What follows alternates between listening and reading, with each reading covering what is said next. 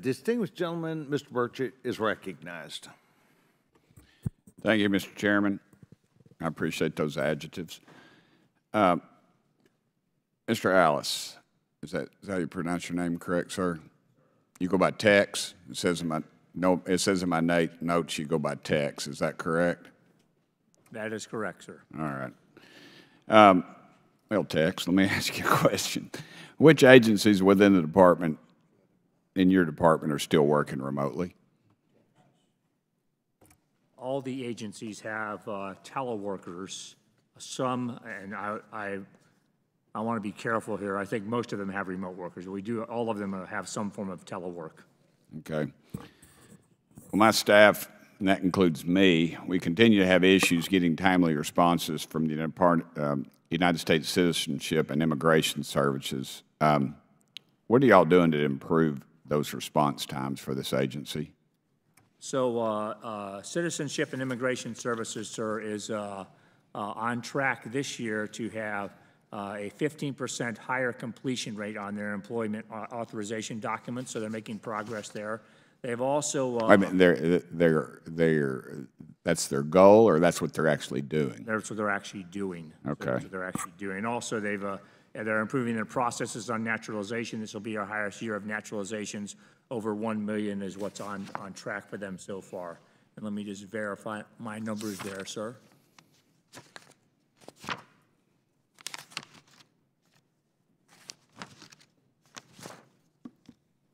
You want to get back to me on that? That's correct. 1,076,000 is what they're looking at this year. How's the Department of Homeland Security implemented new measures during the switch to telework to ensure the same level of border security as we had in pre-COVID? That's the kind of thing you can't do from your couch. So I think, as we described before, depending on the job description of the job they're performing, it does not perform remotely. So when we talk about border security, those are all in-person employees every day of the week. That applies in other areas such as the Secret Service, across my HSI investigators at ICE. These are going to be employees that have to be on site every day, as you would expect in the law enforcement realm. But they are supported in the back office by some employees that are in fact teleworking. Well, has that, going along those same lines, I think you've more or less answered it, but as the Homeland Security's COVID era telework policies, have they impacted our ground surveillance at the southern border?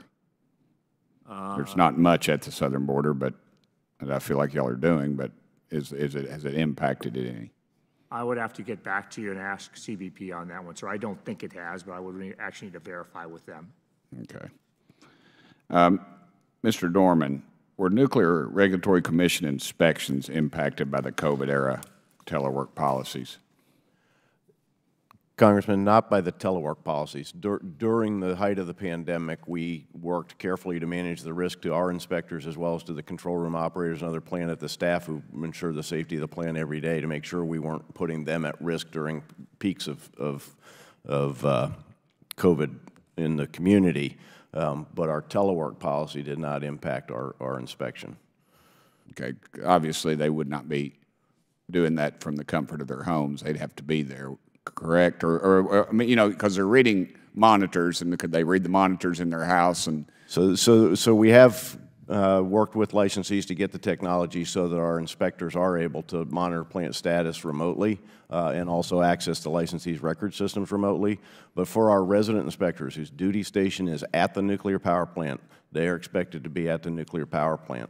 And so their presence is a component, their availability to plant staff who may have a concern about operations are key considerations. So yes, our resident inspectors are expected to be at the plant. I think that's a wise decision. Less distractions, less things going on, and they can keep focused on it. What are your all's telework policies? So our telework policy, briefly, if you would. Yes, sir. So we have the full suite of the telework tools. So somebody can be full-time in office. There are options for remote work. We have about 6% of our workforce is remote. In between, if your proposal does not involve a change to your duty station, basically the work model that we're planning to put in place would allow you to work that out with your first-line supervisor based on the nature of your work.